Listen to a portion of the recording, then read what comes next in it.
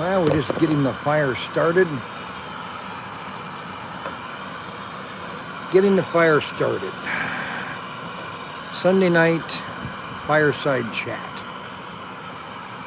And I hope everybody is having a wonderful evening tonight. Fireside chat. I'm going to be talking about something that is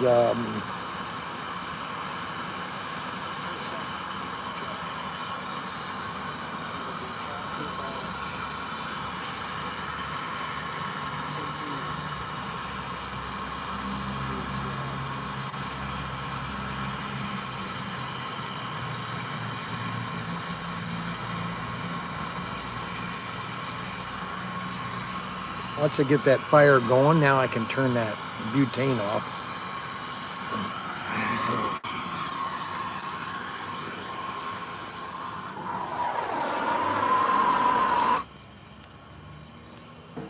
There we go.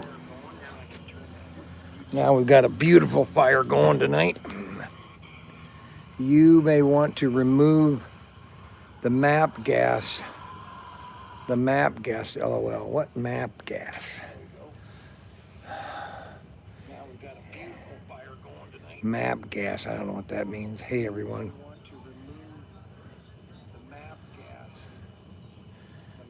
I'm just trying to see where my sound is. How loud do I have to talk? I don't think I have to talk too loud. I think I can talk pretty quietly. I'm going to put my earbud in my ear so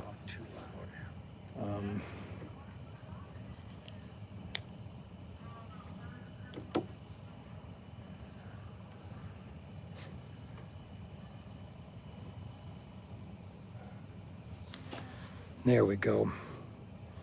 One thing I've learned is that you don't need to talk loudly with the camera. So we are having a Sunday night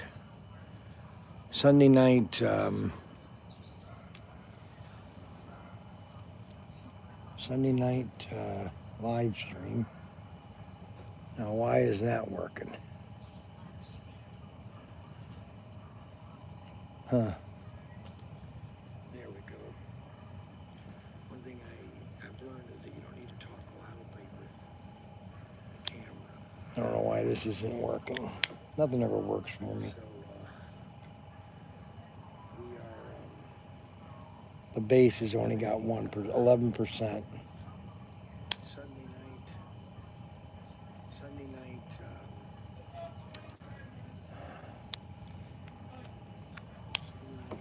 Oh well. Bryan, are you sure? Be sure to listen to the song. I listened to it yesterday. U&M. I must have listened to 50 songs yesterday.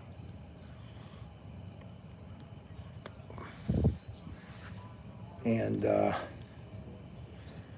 lot of people,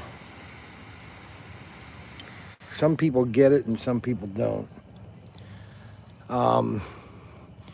You know, yesterday I started watching the Lord of the Ring trilogy last night. I started the first two. I was working on my Fletcher Blue Devil Destroyer. And I noticed that in the movie, King Ellerden, he was saying, how do you fight against this unquenchable hate? Hate, just pure hate. How do you fight against pure hate? And you know, there are people out there, there's a lot of people out there that they just have pure hate. It's, you know, it's not like, you know, you can have a different opinion. It's just, they have just pure hate. They hate somebody. And, you know, they just, they have this unsquelchable, just pure hate. And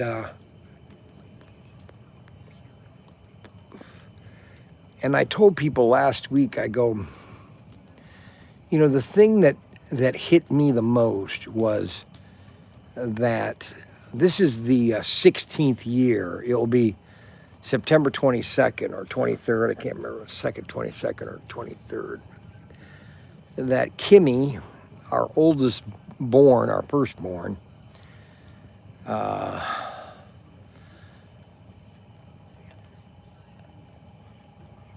and this is the 16th year, almost to the week. And there are, I'd say that maybe it's been about maybe 5-6 times since Kimmy has died that I go through an emotional period. You know, I go through an emotional up and down, and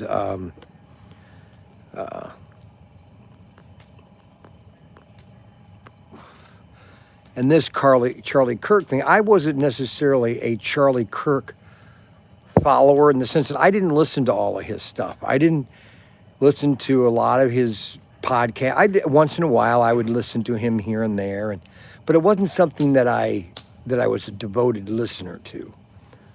And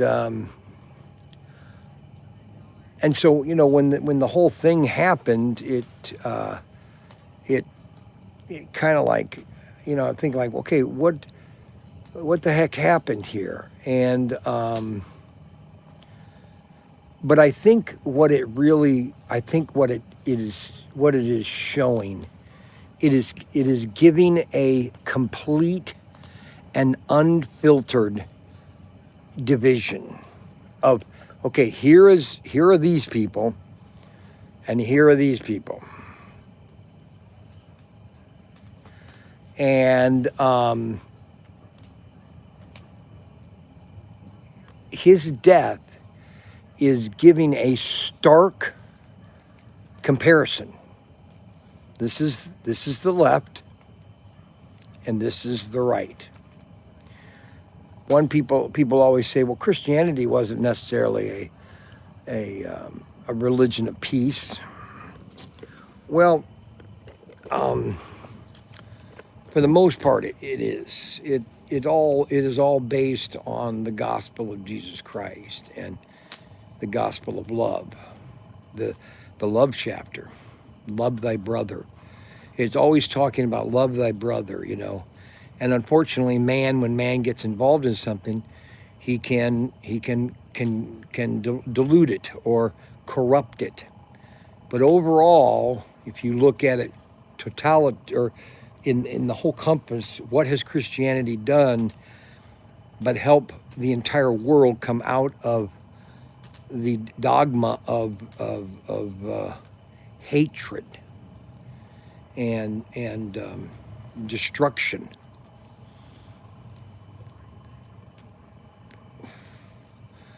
And Charlie Kirk's death that fire is really hot. Charlie Kirk's death has put a focus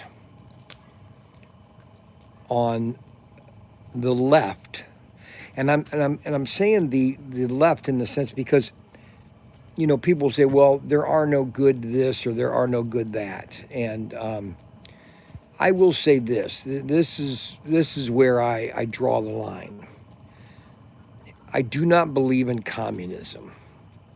Communism and socialism, especially communism and Marx, that is the worst form of government you could ever have, okay, is communism and Marxism, because is just a pure evil form of government that takes and never gives.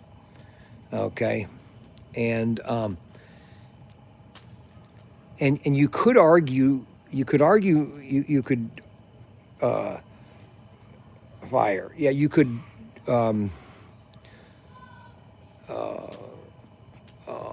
forcibly argue that the capitalism and the free market really started in the Romans. I mean, especially the British Empire, that was all capitalism. They didn't call it capitalism. It was part of the monarchy and free trade. And but when you really look into it, it's, people, okay, it is really hot. This fire is extremely hot.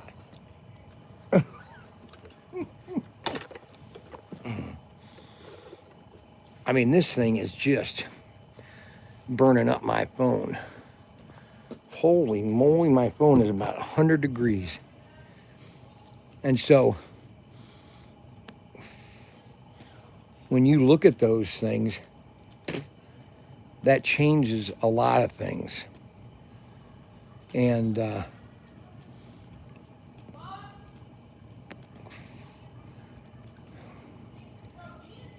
so when I look at Charlie Kirk,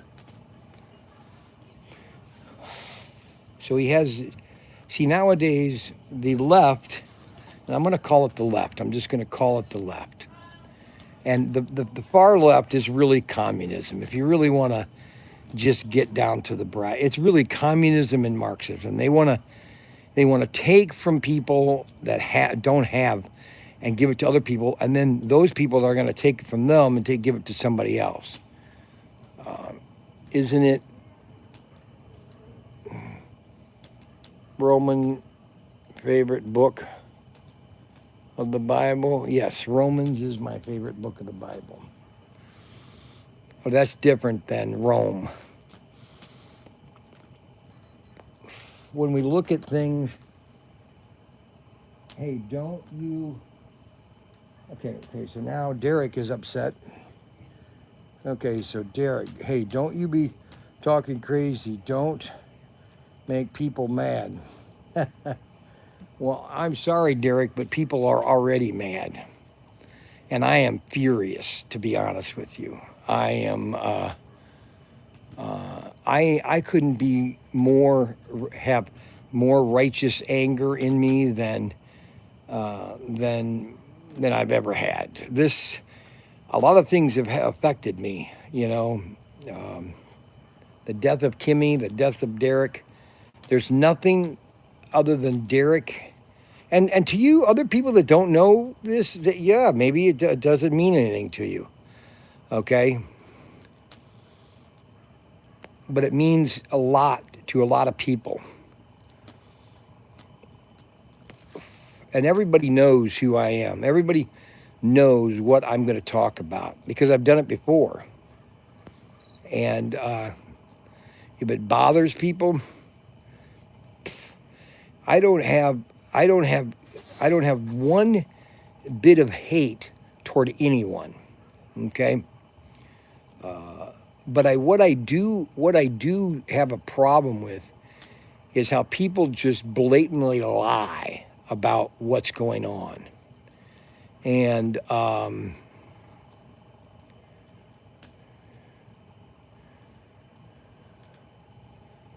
yes, no, you're exactly right. An innocent man was murdered for his opinion. That's really what it's all about. Now, you could disagree with him. You could think that he was this, or you could think he was that. Okay? But to murder a man because of his opinion is pure evil. That's all there is to it. That's all you have to it. Now, if that offends you, I guess that offends you. And but this issue of we need a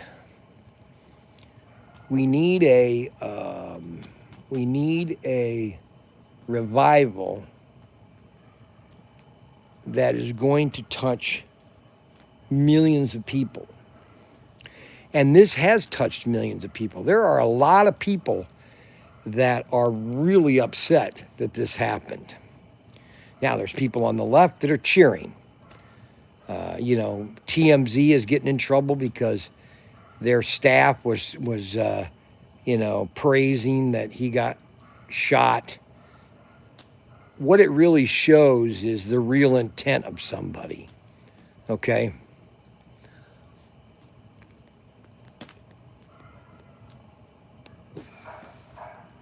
That's the problem.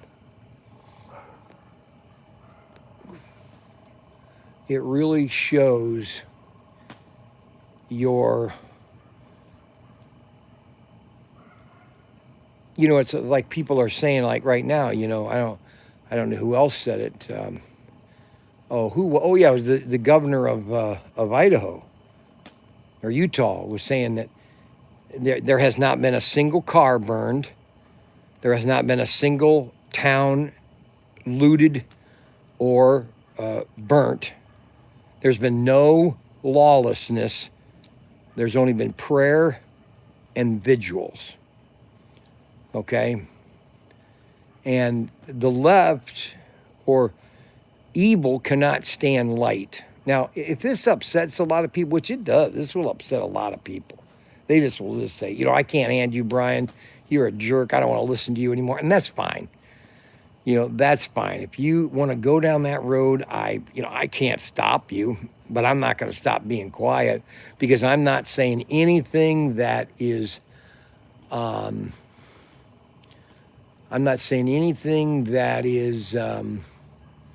hurtful or that is demeaning to people,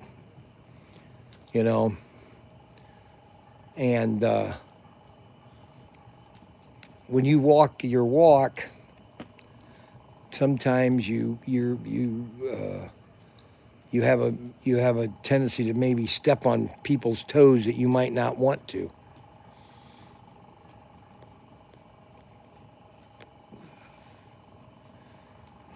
There's one thing that I have always realized ever since I first started going to a church is that the gospel of Christ is the only way and the truth. It's like Keith Green. So Keith Green died when he was 28 years old. This guy could have been a prophet. And he once said that the reason he knew that Jesus Christ is the only way is that every other religion talks about Jesus. It's the only religion that talks about Jesus. Every religion talks about what do they think about Jesus. But no other religion, no other religion talks about any other religion's gods. It's only Christianity. It's only Jesus Christ. Now, some people might be offended by that. And I've said this a long time, when our country was founded, we had what we called a Judeo-Christian ethic. We tried to have that belief. Was it perfect? Are we perfect? No. No, we've had a lot of issues, prejudice. We've had issues that we've had to deal with, and we've had to go down that path, okay? But it's no different than the Roman Empire, no different than the Babylonian Empire, no different than the Greeks, the Spaniards, the French. Everybody has gone through it. But for some reason, America is held to a higher standard. America is held to a, oh my God.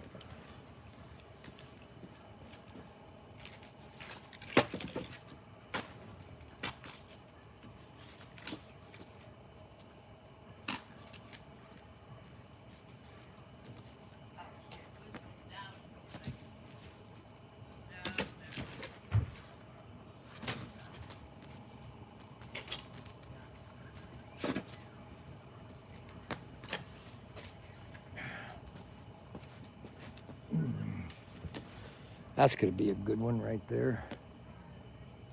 You know, I just keep thinking about his wife and that picture of her bowing at his casket and holding his hands for the last time. I know people go through this every day. People die every day, but it is such a senseless death, and there are senseless deaths, and I don't like senseless deaths either. But you know, it just struck just like Kimmy. Kimmy was a senseless death. There's no reason why Kimmy and the other 9, or I can't remember how many kids died of the swine flu. It just was ridiculous. There's no reason why she should have died of the swine flu. There's no reason. She was perfectly healthy on one day, and then she was dead the same day.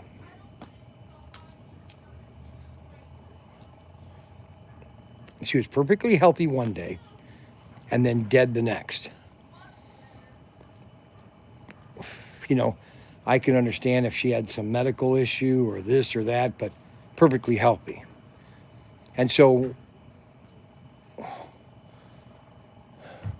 and then for people to cheer and to say, oh, I'm glad he is dead, a Marxist or not a Marxist, but a fascist or a Hitler is dead, you know. Where do they come up with these words? I don't understand it sometimes.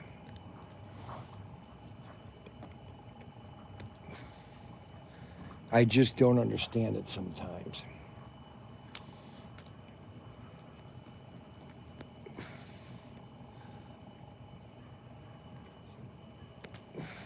And so when you go down that path of it, what it is just pure evil.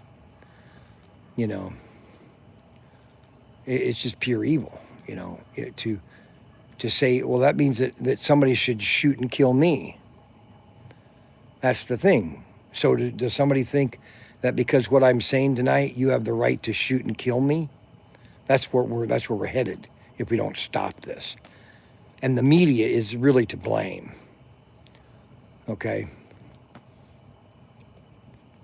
Now people will then say, well, Donald Trump tells people, you know, the amount of evil that has been spewed toward Donald Trump is amazing. And you know, what is it? There was a recent thing saying Donald Trump, you know, Donald Trump's a racist. You know, he doesn't like black. Where do they come up with these things? Where do they come up with these things? I really wonder if they're living in reality, if they're living in a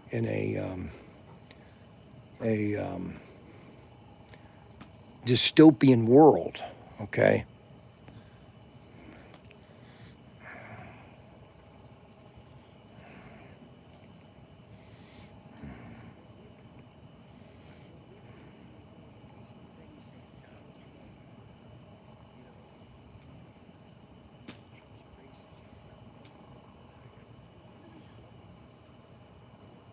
There is a change.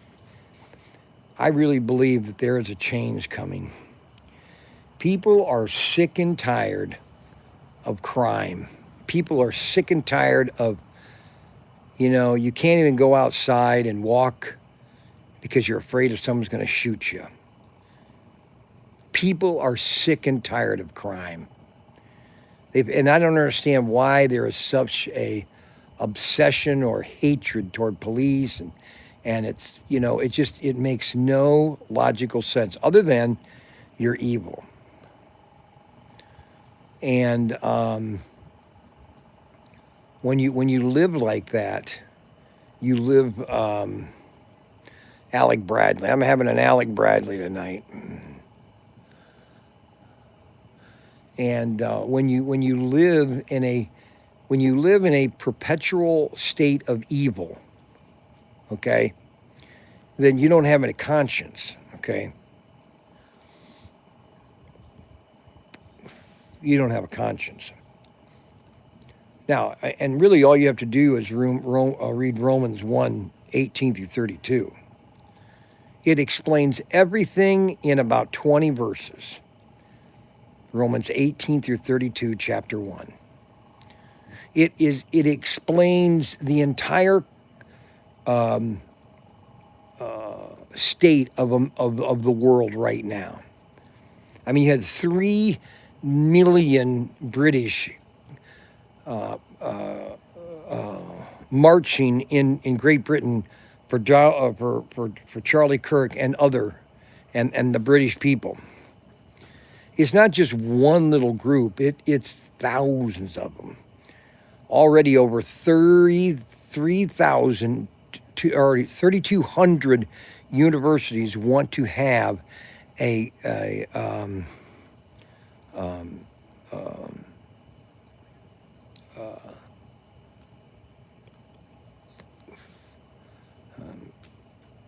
now I'm losing my thoughts. Turning Point chapter in their universities, 3,200. The problem with these universities is that ever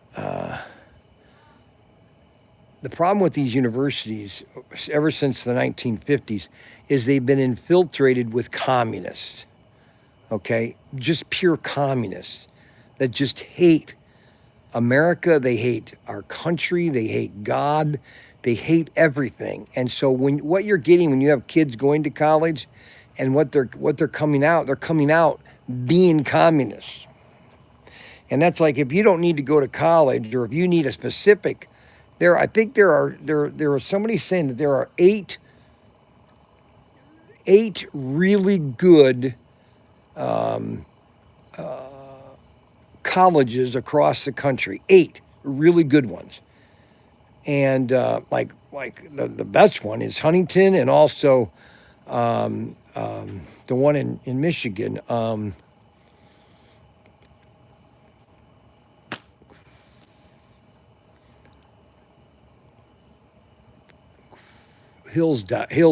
Hillsdale College. The problem is we have to get rid of all these communists. We have to purge them. Now people will then say, yeah, Hillsdale. People will then say, well, you're censoring. You're censoring. No, what we're doing is we're getting rid of the hate. We're getting rid of people that just love to hate. I am so sick and tired of people that just love to hate. Okay?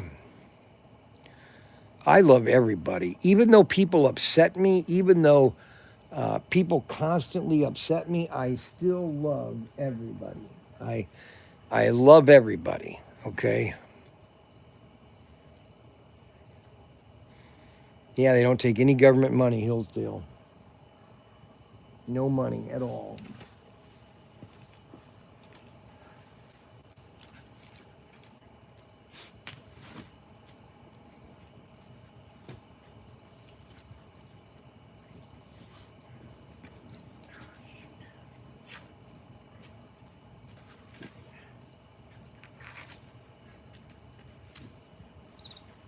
Okay, we'll get that going here. So you're probably wondering what got Bryan so emotional. Well, it has to do with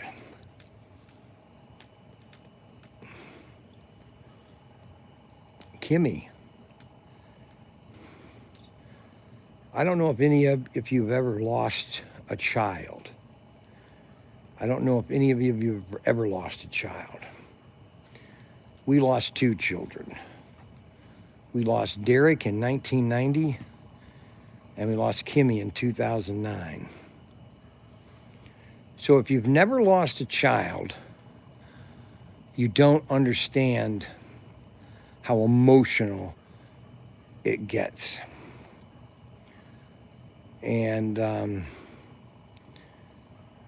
Derek obviously was just a month old, and so it was bad, but it wasn't as much. I mean, I mourned. I couldn't mourn as much as I wanted. I remember being in the funeral home crying and weeping. And my father-in-law comes in and says, Bryan, it's time to go. We just got to. And I just felt that I was rushed, and I wasn't able to mourn as much as I'd like. Kimmy, I thought it was too quick. But what are you going to do? You can't sit around the casket for 50 days. You have to put it in the grave sooner or later. And Kimmy was harder because she was 23 years old. And I couldn't wrap around that. Physically, mentally, spiritually, I couldn't grasp why he did that. And yes, I blamed God. I said, why did you take her? What was the point? What was the purpose? And sometimes you get the answer. Sometimes you think you know the answer. And, sometimes you never get it.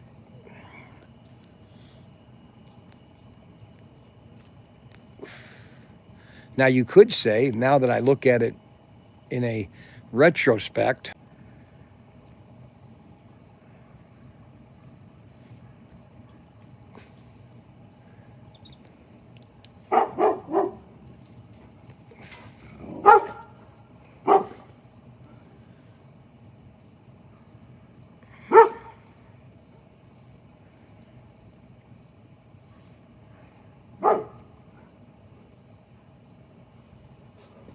I know I'm back.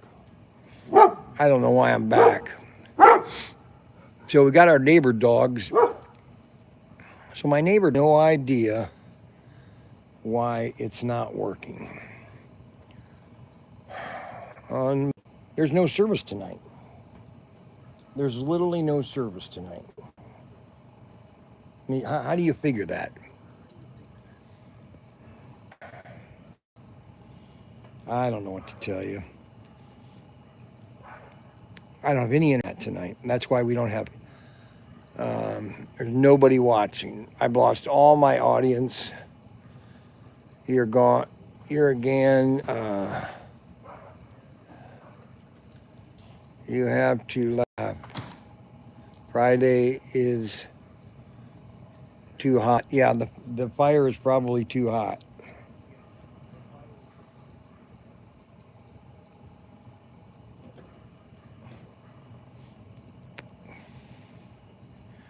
The fire is way too hot.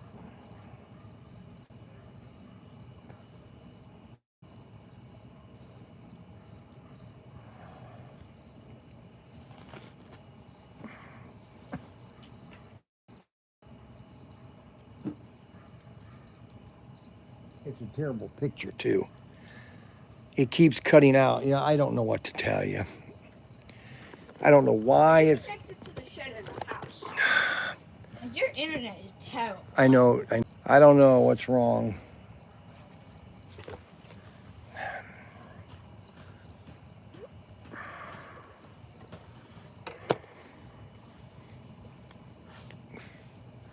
I don't know why it's buffering tonight. It's been reconnecting, but it happens. Let's see here. I've been reconnecting, but it happened again. Well, right now I've got it connected to the shed. So hopefully I have a connecting. Plus, I'm looking it on my other phone to make sure that I have a live, that I'm not buffering. So we'll just keep it going here. So, who is Charlie Kirk? Charlie Kirk could be my son. That's the thing. He could be my son.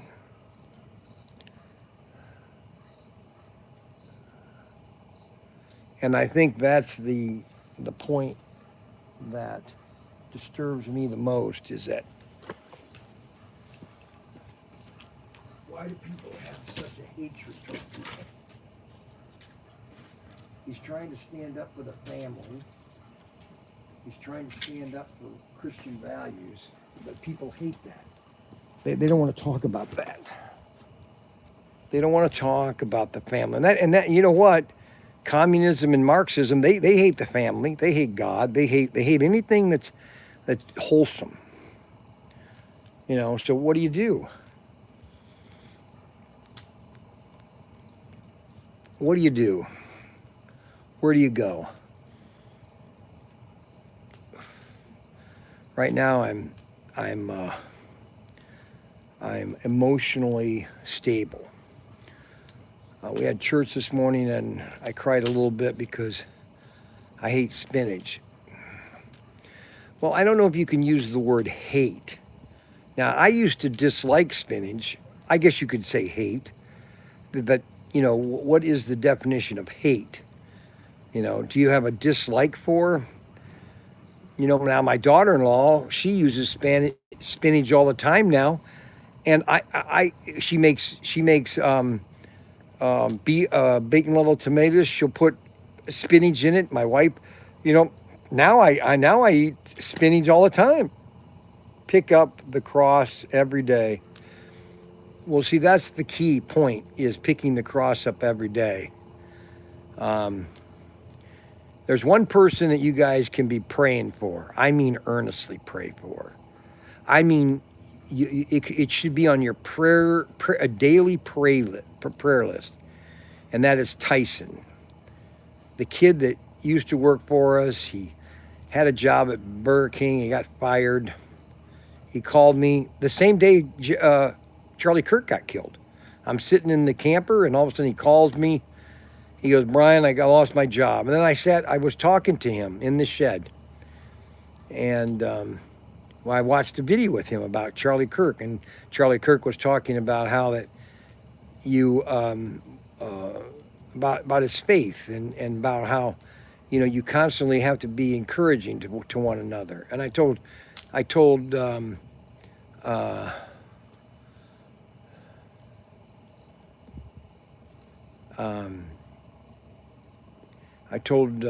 Tyson, I said, "Tyson, if I didn't care about you, if I didn't have any feelings toward you, if I didn't have any, you know, love for you, or that, you know, I'm concerned about your life, I'd just ignore you.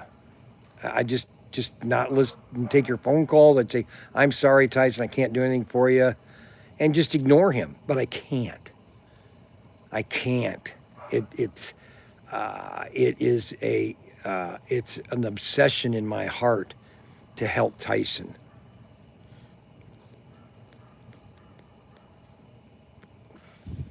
He doesn't have a father, number one, okay? And so he has no fatherly love or fatherly focus in his life, okay? So he doesn't have a father that can give him some advice or discipline or everything. You know, he doesn't. No, nobody. All he has is his mother, which I don't knock his mom, but every boy needs a father. I don't care who it is, you need a father. Plain and simple. And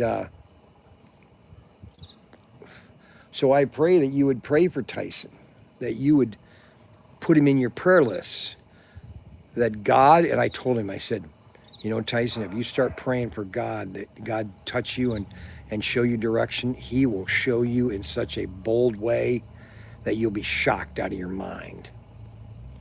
And that's who you need to pray for every day, is Tyson. He needs to be, and you don't necessarily have to get on your hands and knees. Even if you're thinking about it, you know, let's say you're driving to work and you just think about Tyson, you know, Lord, just guide Tyson. Let the Holy Spirit, you know, and I've said this joke many times, but I believe this 100%. Now, you might think that I'm crazy. You might think that I live in a delusional world, but I believe this 100%, okay? And I know it might sound funny, and I know it might sound comical, But I really believe that when I decide to get in the car and go drive somewhere, there is an alarm that goes off in heaven. And all of a sudden, either it's Gabriel or Michael or God himself. It says, okay, guys, he's getting in his car. You better go down there and flank his car, left, right, in the front, in the back. Just go with him, okay? And I truly believe that I have a detachment of angels, almost like, Secret Service angels that are protecting my car as I'm driving. And that's what I pray about for Tyson, is that God's angels will protect Tyson. Now, he says he's a Christian. And I said, what do you mean a Christian?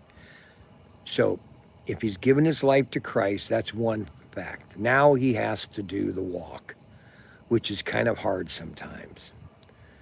And that's what Charlie Kirk was always talking about. He basically, his last words, which is almost creepy, his last interview he did the day before, the guy asked him, what do you want to be remembered for?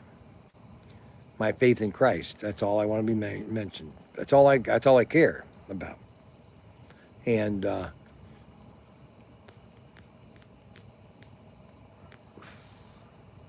that's all I care about. I mean, I've tried to help at least half dozen kids in life, trying to help them and get their lives straightened out. That's been my mission. Have I been perfect at it? No. I am not perfect at anything. There's only one thing that I'm perfect at, okay? Well, let's see here. What am I perfect at? No, I've got faults everywhere. I'm not perfect anywhere. I might think I'm perfect. I might think that I'm great. I might think that I'm awesome or whatever, but I've got just as many faults as anybody else. And but that's not the point. Producing methane, yes, that's right. But see, now that's insulting there, UNM. Everybody produces methane. Everybody farts. Okay, I don't know why everybody thinks I'm the only one that farts. Okay, I'm not the only one that farts. Our church was packed this Sunday. I'm hearing this in many, yes.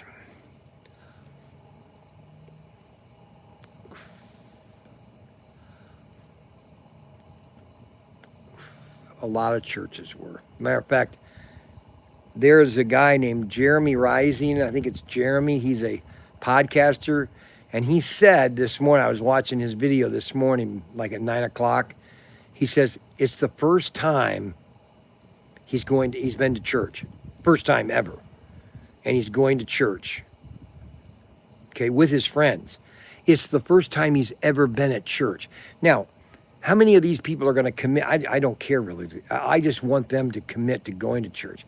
Now, this doesn't mean that we're going to have a holier than thou country, okay?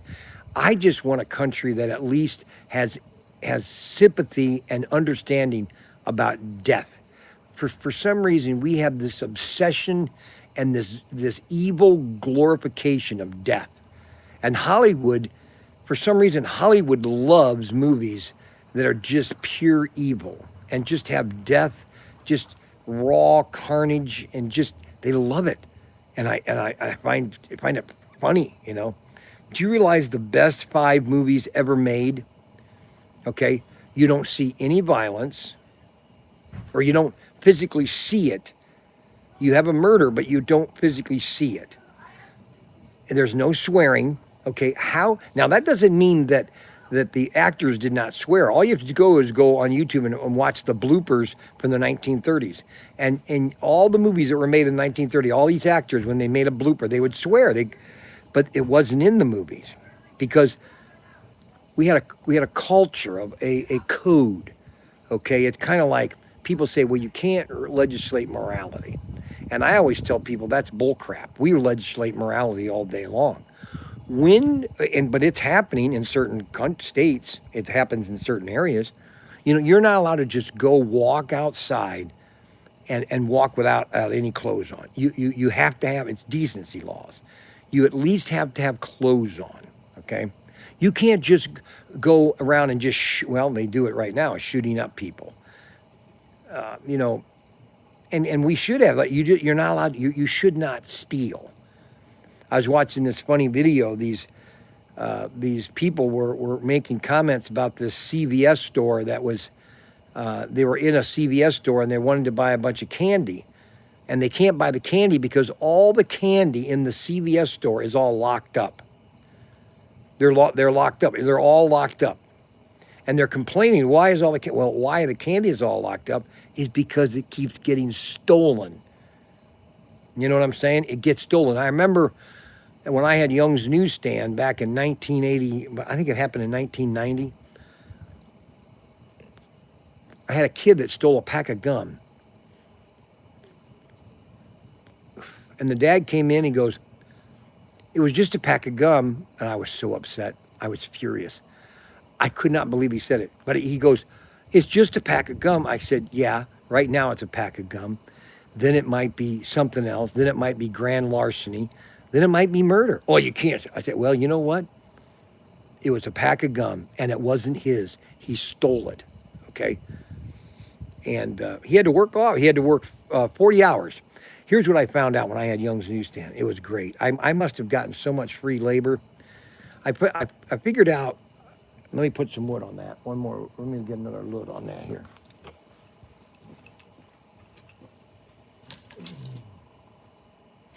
Let's get a big one across there, like that. Put that one there. Put that there, put that up there. Let's see here.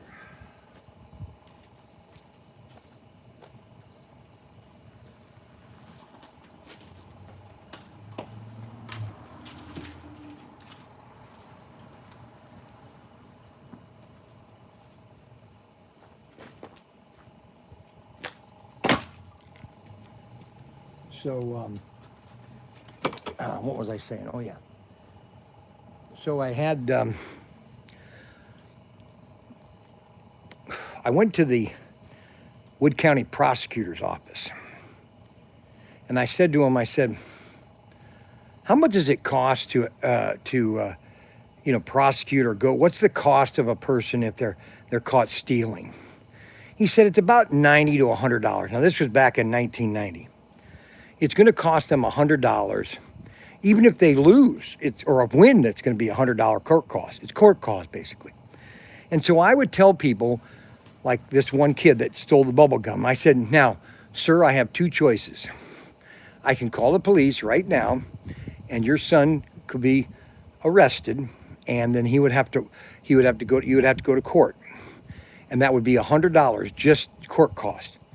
Now, what we could do is I can have him work here to work off that $100, and it's basically about 40 hours. He'd have to work 3 or 4 hours a day, and that would happen. I had so many kids that would have to work it off, okay, because they would come in the store and they'd try to steal, and that's how I was able to get free labor, basically. That was so funny. But Charlie Kirk, I just can't believe it, honestly. It hasn't set in yet. It hasn't. So now they're going to have this big in Arizona at the stadium in Arizona. They're going to have a big memorial service. Hold 70,000 people. So here's my prediction.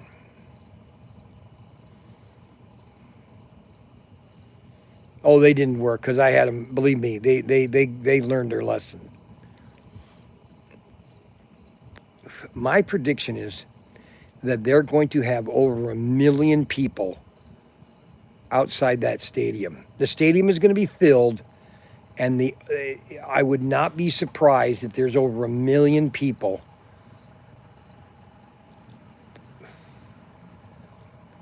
or pretty darn close.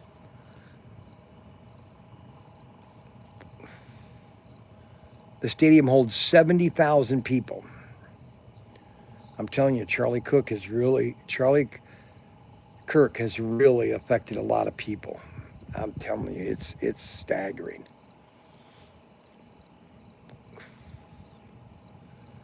But that's the hate out there. People just hate. They have this obsession. You know, it goes back to Trump too. I know people don't like me to talk about this, but frankly, I don't care anymore. You know, I'm tired of people telling me I'm a liar. I'm tired of people telling me that my opinions are wrong. You better watch it. Your opinions are border and all that. I don't care anymore. I don't care anymore. I had the same opinion when I had Young's Newsstand. I told you about the one guy that came in my store one day, and I was listening. I'd always listen to Rush because I was a Rush room. They were called Rush rooms. And he got upset with me. He said, "Why are you listening to him?" I said, "Listen to me." And I got right into a phase. I said, "Listen, you know, every time you come into my store, you're always," and I said this, "you're always bitching. Every time you come in my store, complain this, complain this." I said, "I don't need it. I never do anything to you. I'm always positive to you. I'm always trying to be nice to you, but you're always bitching about something. Now, you just don't have to come anymore. I don't care." He goes, he immediately goes, "Oh, I'm sorry. I didn't mean to. I didn't mean," I said, "Listen, I don't care. Just don't be complaining every single minute of the day." And he'd come back. He came back. He would come back all the time. He didn't, you know, and so here's what I finally realized, that everybody, especially in the media, everybody that was in Hollywood, everybody, just everybody anybody that was political, anybody that was a politician, a movie star, an actor, I finally realized, and Trump said this to Trump Jr. the day he announced he was running for president back in 16 or 15. As he was going down the steps, he's told Don Jr., now we're going to know who our true friends are. Okay, now we know who our true friends are. You know, all you have to do is, you know, people say, well, he's a racist. And well, you know, if he was a racist, why did he get this award in New York City? Al Sharpton was there. Jesse Jackson was there. Every black leader of New York was there, giving him, I can't remember what black certificate. But the one thing that I finally realized about is that before he became president, before he came down the step, everybody loved him. Now, they thought he was pompous and all that, but everybody wanted to be around him. Chuck Schumer, they wanted money. They always wanted to be around him. Everybody. All of Hollywood. Jimmy Fallon wanted to be on the show all the time because he knew he brought in money. Oprah Winfrey loved him, okay? They loved him. And when I saw the two-faced, I said, man, these people are two-faced. These people have no conscience. You know, it's one thing to hate somebody all the time, you know, but then all of a sudden to come out and you know, do a 180, give me a break.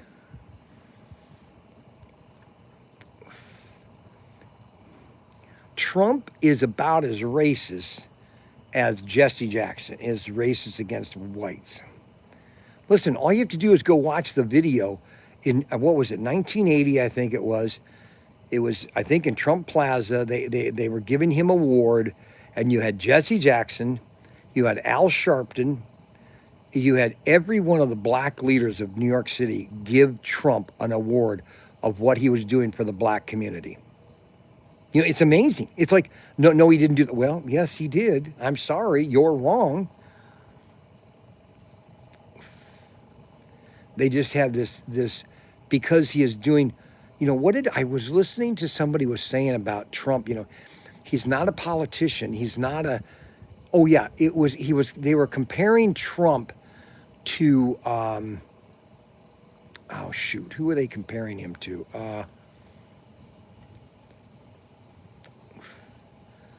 because of all the wealth he had. You know, he's rich. And what he's doing with his money, he's giving his money away. He's helping people. I'm trying to think what person they compared him with.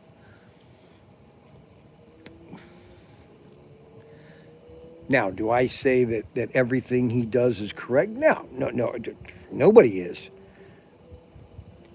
Did I necessarily hate Bill Clinton? No, I didn't necessarily hate him. I didn't like him. I really thought that by electing him, we were going to have some problems. But I realized one thing about Bill Clinton. Now, yes, he's a pervert and he's got some sexual issues that he needs to fix.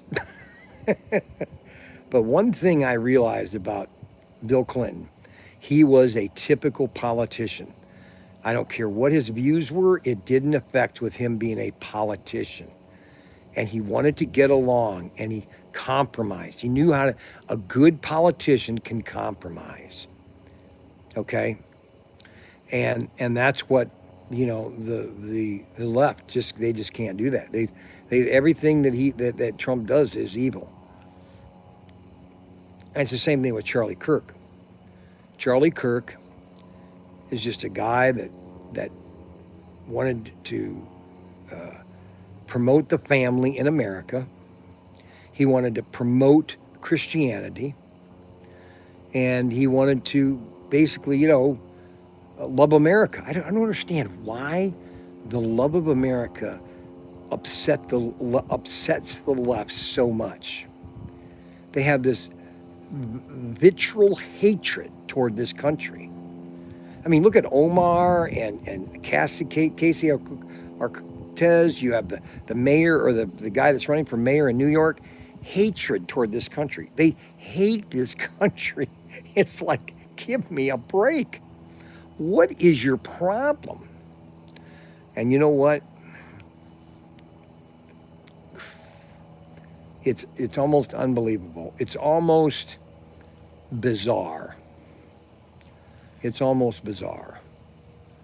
But you know what? I finally realized this. This Charlie Kirk thing is got some. This has just started. This has only just started. Okay, and there's no doubt in my mind that this is going to be the greatest the greatest awakening that this country has had in a long time. This show should be called Bryan and his team of psychiatrists. Well, Arbuckle, sometimes you just have to have some levity. You know that? You just have to have. So I found out why Arbuckle doesn't want me to come over in 2 weeks, because he's having his yard redone. And he wants to focus on his yard. And so that's why I can't go see Arbuckle next week or in 2 weeks. I'm heading to Vegas. Is it next week? Or it's the week after that? I don't know. This month is going by so fast. I have to leave on the 26th. What is that? Is that next week, the 26th?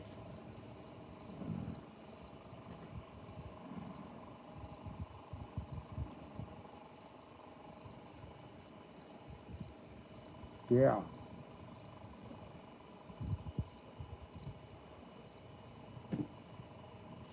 So next week, no, I don't have to, this week that's coming up, I'm not going this week. That's coming up. We have a big event going on Thursday. We're going to be talking about it all week.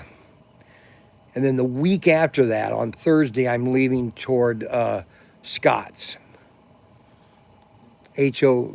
Scott's House of HOs. And I'm crossing my fingers, but Adam was supposed to get me his boss's number, because I was going to call his boss and see if Adam could go on a special trip with me. And so we're trying to get that worked out where Adam can go with me on my trip. So we're going to know that next Friday. Hopefully by next Friday, I'll have a word from his boss. I was planning on calling his boss and just say, hey, listen, Adam's been under a lot of pressure lately, and he's been under a lot of stress. He's had some medical issues, and I know he loves working for this company. He's just been under a lot of pressure, and I just think that letting me take him on this road trip would be very what's the word I want to use? Therapeutical. You will have a better chance of Brianna not burning the meatloaf. Actually, let me put it this way, Adam. I would bet you a case of the new golf tanker trucks that I could convince your boss to let you go on a week with me. Okay, I guarantee it. That's how confident I am. And the problem is, he knows I'm right, but he can't admit it. You know what I'm saying? But that's fine. I can deal with it. I'll just have to get in the car. But I guess I'm going to have to go by myself because Frankie's not doing good in school. David's not doing good in school. He's not adjusting with going to school. So we've got to figure out how to get David back on track on school. Frankie is doing okay, but he's not progressing correctly enough. So we got to get him straightened out. Missy still has this, for some reason, I get Missy upset with me a lot. I don't understand. Missy, I don't know. She has a zero tolerance of me. And I can't figure out why. You know what I'm saying? I just don't get it. Larry and Samuel were funny today. We went to go to Tony's, which was a pizza place in Findlay. They're building I'm telling you, they're building, okay, so they have one Chick-fil-A in Findlay. They're building another Chick-fil-A right off of 75, which is a junior, and it's right across the street from a Walmart. I'm telling you, these places are gold mines, okay? They are literally gold mines, okay? I know where a perfect Chick-fil-A would be. It's right here on 23 and Route 6, right around about 2 miles from me. Okay, 6.5 hours. Let's see, it's 6.5 hours from Oklahoma City to my house one way. I'd come there any day, Arbuckle. You know what? I'm just going to show up to Arbuckle. If he doesn't want to see me, at least you know what? Here it is, guys. At least I'm going to drive up in the live stream and just say, hey, hi, how you doing, Arbuckle? And just say hi to him. You know what I'm saying? At least film him of just saying hi to him. And at least we've got him on camera. So everybody knows what he looks like. And I'll just say hi. And I won't put any pressure on it. I'll just say, hi, Arbuckle. I hope you're doing good. Have a wonderful day. And I'll even give him a free car. I'll give him a free car. I'll bring him a free car. How's that? Does that sound like, I know what I'll do. I'll bring one of my GT40 Sunburst Orange AFX car. I'm going to bring one of those for him. Just so he knows that I love him, that I love Arbuckle, that I care about Arbuckle, because Arbuckle cares about me. So Scott is super excited about your visit. Yeah, Scott now is obsessed with me coming to see him. He said, I told him I was going to be this week. So I thought I was going to be this week, but one of the, Kevin W. said, no, Bryan, it's the following week. So Scott was already figuring out how he's going to get his house all cleaned up. So he's single. And so he's going to spend the next 2 weeks cleaning his house, getting it all organized. Okay, because this is going to be a big event of me stopping at Scott's. Okay. So this is going to be a major event. And so anyways, we went to Tony's. Yeah, I meant to tell you, yeah, Tony's for lunch this morning or this afternoon.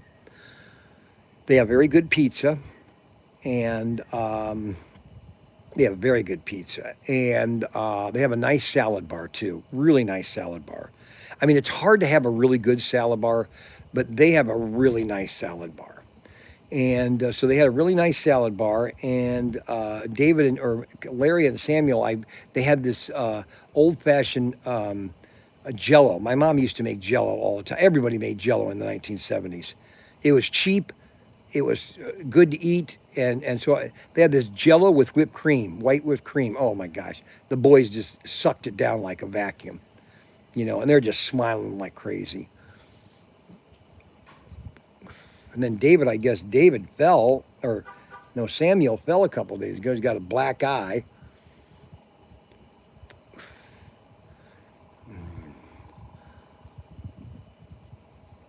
That's a nice fire. Isn't that a nice fire? Let me see if I can get that kind of corrected here.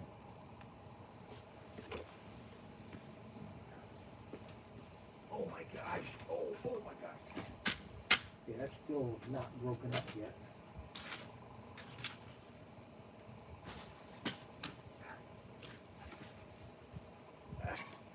Well, Bryan.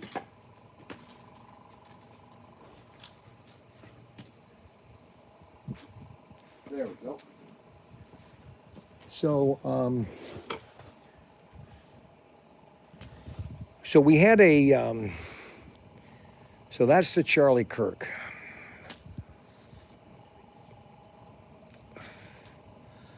I really believe something's big's going to happen. There's a lot of people are getting in trouble for praising the death of Charlie Kirk. How can you actually, even though I didn't like Obama, even though I didn't like Clinton, I never went to bed at night saying, boy, I hope they died. I hope they die tomorrow. Why would I do that? Why would you do that? Why would you cheer if somebody died? You know who I pray the most, and this is what another thing, who we really need to pray for are the mother and the dad and the two sons of this Kyle guy. The two boys, the brothers of him, oh my gosh, they need really prayer. They need some real serious prayer, especially the dad and the mother. Oh my gosh. I mean, it's almost like that's who you need to be praying for. Where did you get the wood from? Okay, well, first of all, I had a tree that we had to cut down a couple years ago. My pear tree came down it just fell over one day. It literally fell over. And so I cut that up. That's been sitting over here. It is about as dry as a dry bar. I've never been to a dry bar. I'm just saying it's about as dry as you could get. I mean, this wood is so dry. How dry is it, Bryan? It's really dry. You know what I'm saying? So we go from 22 to 30 people watching. And this is called the Fireside Chat. We're doing this every Sunday night from now on. Wait until I do a winter one in the snow, 10 degrees in the snow. I'll have my Carhartt on, and I'll have a big fire going in the middle of winter. And it would really be cool if I have one with the snow coming down. That would really be interesting. And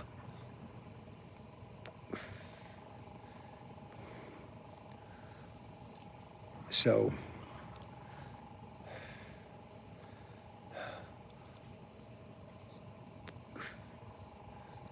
there are so many videos on YouTube. There has to be millions of them.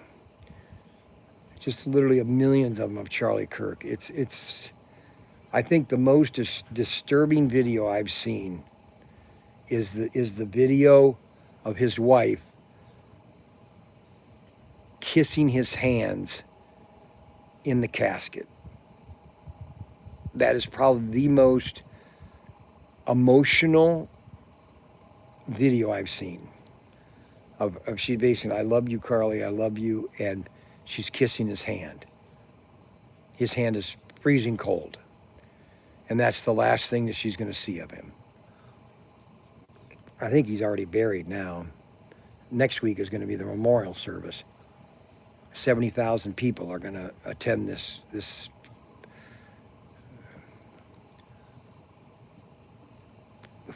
unbelievable. and there's no riots. There's no cars burning. There's no buildings being burnt down. There's no parade or rioting going on. It's just everybody is having vigils. They're all sitting around and praying. Just like this. This is exactly what happened when my Kimmy died. Now, this fire pit was on the other side of the house, right in the middle of the yard. And I had over 200 kids sit. They all sat around the fire pit. And I started to talk about Kimmy. I started talking about her and her life. And it was probably the most, I wish somebody would have taped that.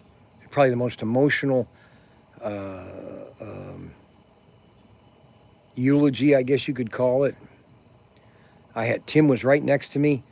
I tell you, Tim was with me every minute of the day when that happened. I don't think I could have gotten it through without my brother Tim. He was there every day. He was that mentor that I needed. He was that balance that I needed. Because sometimes I had this uncontrollable crying that I just cried unstoppable, just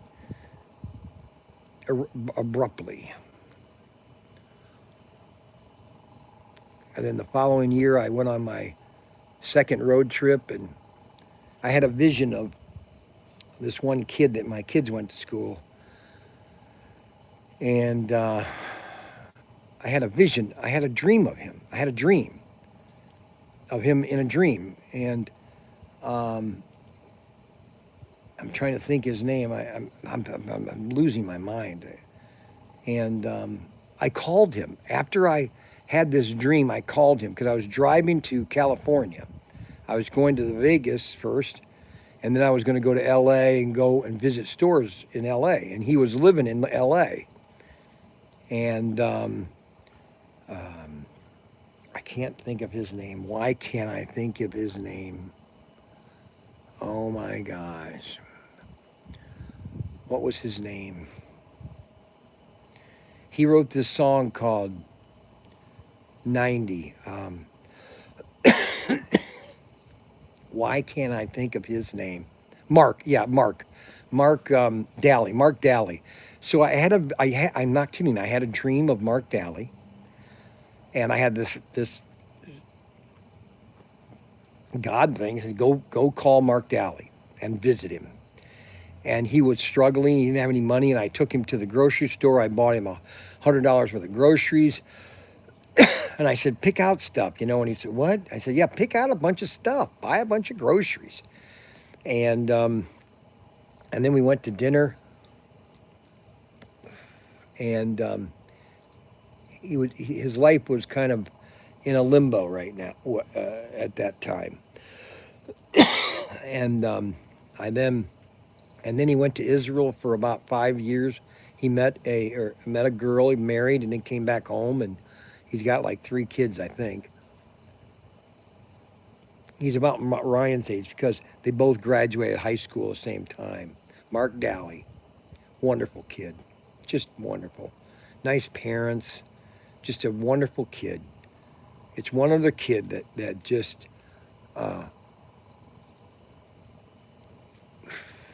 my life is just a tool.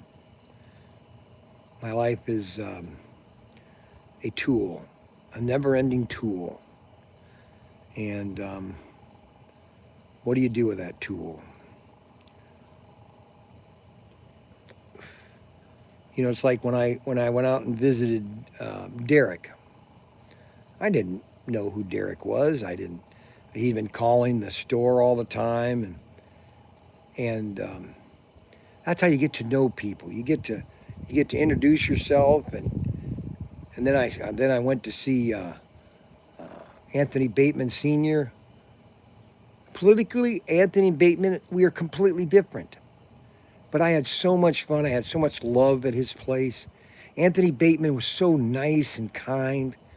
I could have just stayed there for a week and just, had fun with him. And then I went to Gary Labonte's. I had so much fun at Gary's. And then I went to go see Peter Pizziazzo.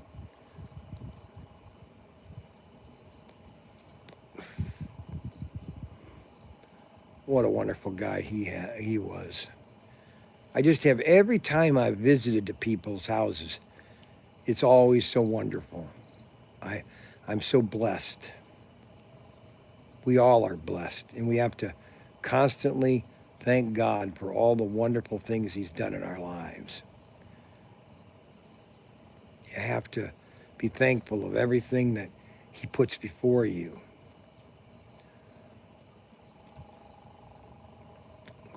Which is awesome.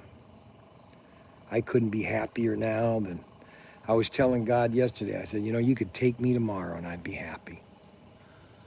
You could take me tomorrow and I'd be completely at peace. Everybody has to be like that. Everybody has to be at peace. Are you at peace with yourself? And Charlie, he was the same way. He knew that any minute, it all changes in 10 seconds. It all changed in 10 seconds. Tomorrow's live stream is going to be very unique. It's going to be a roller coaster. Tomorrow, all next week, Monday, Tuesday, Wednesday, Thursday, is going to be a roller coaster. It's going to be an absolute insane week, okay? And on Thursday, we have something huge that we're going to announce. And it's going to be spectacular.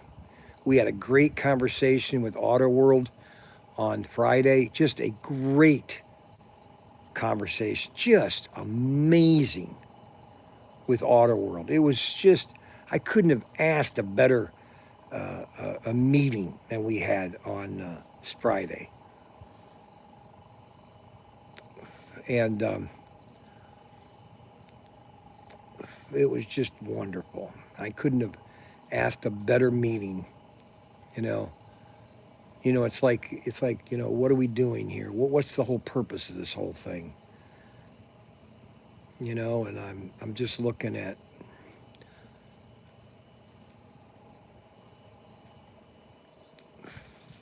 uh-oh, that fell out. Boy, that's a hot one. Wow, that's hot. Oh, yeah. Man, that's hot. Whoa, that's hot. Oh, my God. I'm burning. Oh, my God. Oh, my God. Holy cow. Oh, boy, that's hot. Holy moly, was that hot? Oh, that's hot. Unbelievable. Holy moly.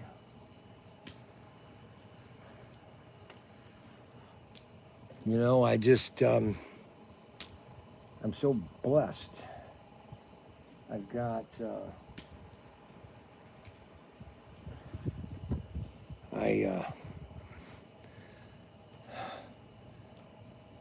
life is, I always say this.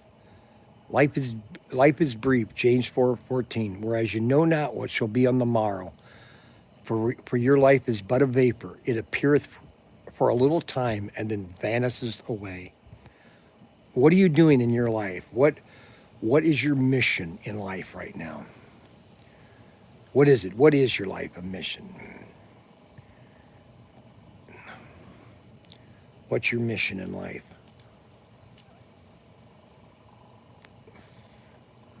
How are you gonna, what is your calling? What's your direction? What's your direction? What's your focus on? What is your focus? I was watching Lord of the Rings, the extended version. I don't know if any of you own the extended version of Lord of the Rings Blu-ray. It's kind of like in a brown, three episodes. It's probably the best version ever. This the extended version. It takes a whole day to watch. Well, it takes more than a day. It takes a day and 6 hours. And so I ended up the last episode. I'm not even done with the last episode. It's disc 2 of the Return of the King, and at the very end, it's you got Frodo and what's his name? They're on the rock after destroying the ring, And they're just saying like, what are we doing? And it's all over with now. The whole mission is over. The ring has been destroyed, and it was, I would say, Lord of the Rings trilogy is probably the best modern movies since I don't want to compare it to Lawrence of Arabia, because Lawrence of Arabia is in itself a great movie. But Lords of the Ring, the trilogy, is just, it's almost perfect in the way of it. It's cinematography, the making of it, the acting. It's just perfect. You cannot get a better movie that just encompassed the Lord of the Rings. And I watch it, I think, every 2 years, I think 3 years. I think the last time I watched it was in 2020. Every 3 years or 2 years, I'll watch it again. And I'll literally find a new scene that I haven't seen. And believe me, that's hard with a movie that's over 12 hours long. You know what I'm saying? Well, guys, we're going to sign off. I want to thank everybody for watching the live stream. I want to thank everybody for praying for me, and I pray for you. And I want to thank everybody for being so understanding. I don't do this for myself. I do this for you. When I do the live streams, it's all for you. And we will see you. We will see you tomorrow. Okay, we lost you. That's right. So Derek goes, hey, you can't do anything about it because it's life. It is life. But you know what? Sometimes you can't. It's hard. It's really hard.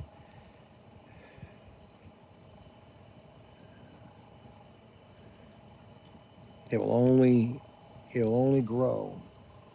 It's only just begun. It's only just begun.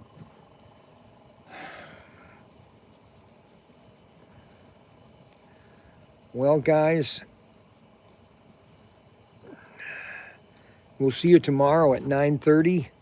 All the live streams are ready to broadcast next week. We got Monday, Tuesday, Wednesday, Thursday.